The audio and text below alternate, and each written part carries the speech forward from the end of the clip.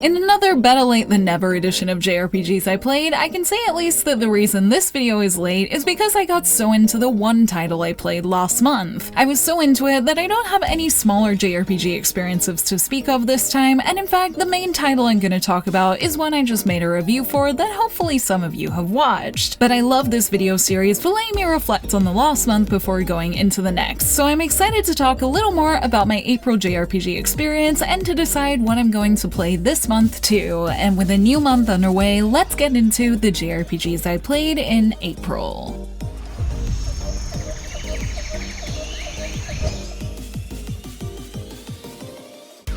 We really could change the title of this video to JRPG I played in April, and yes, as some of you probably could guess, Atelier Ryza III was the only JRPG I played last month, as it was such a mammoth, and if you've seen my review, you already know that I loved it. When Gus said that this was going to be an open field Atelier, I think I underestimated what they meant for the time investment that was this final Ryza game. My Ryza 1 playthrough was around 30 hours, and Ryza 2 was 50, so I guess in hindsight I could have expected my playthrough of 3 to be longer, but I didn't expect it to be a massive 84 hours, although again, hindsight is 2020, as I probably had foreshadowing for this when I spent about 20 hours in the first area gathering, battling, and riding dolphins to my heart's content. I really don't mind this time investment though, as if I haven't already made it obvious, I'm very happy with my Ryza 3 experience. I really took my time doing everything and did plenty of random quests and ones that expanded on the world, and by the end felt like the wonderful endings I saw to each character's story was well deserved, as I spent a lot of time really getting to know each and every one of them. I also dove into its synthesis, enjoying making really awesome neutralizers and powders that I could put into any item to make them really shine, which was great fun in battle by the end, where I also enjoyed a lot of colorful attacks as I spent a lot of my playthrough high leveled and with lots of cool moves at my disposal. And after my review, I spent some time looking up what DLC is waiting around the corner with the upcoming Region 1 in mind as a way to find my way back into this massive world that I really loved. So I think my April time falling in love with Ryza 3 is definitely something I would call fun, and even though it bled into May more than I was expecting, I wouldn't take out a single minute of my time in this final part of Ryza's journey. As usual, my review of Ryza 3 has even more of my thoughts if you want to hear them, and we'll see if this great game will sneak into my gaming travels throughout the rest of the year in the coming months. Until then, Ryza 3 was definitely the thing that colored my April and made it very fun, and I hope that those of you guys who played or are still playing had a magical experience like I did.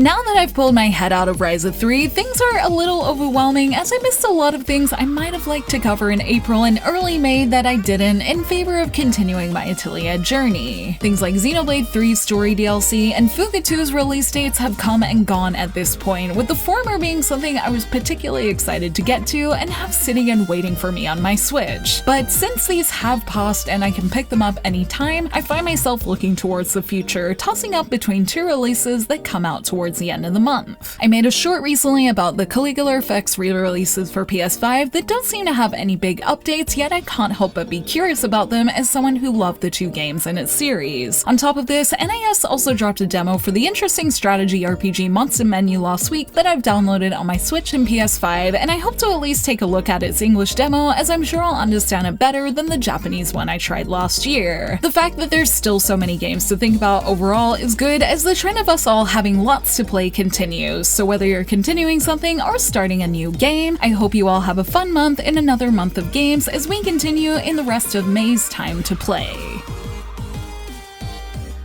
Thank you for watching this video. Let me know in the comments below what you played in April and what you plan to play this month. You can like and share this video if you enjoyed it, subscribe to my channel for more JRPG content like this, and ring that bell to get notifications on whenever I post so you don't miss a thing. You can check out more videos here, and you can find me on social media on Twitter, Facebook, and Instagram, all at JRPG Jungle. Links to those will be in the description below, and until next time, thank you, bye!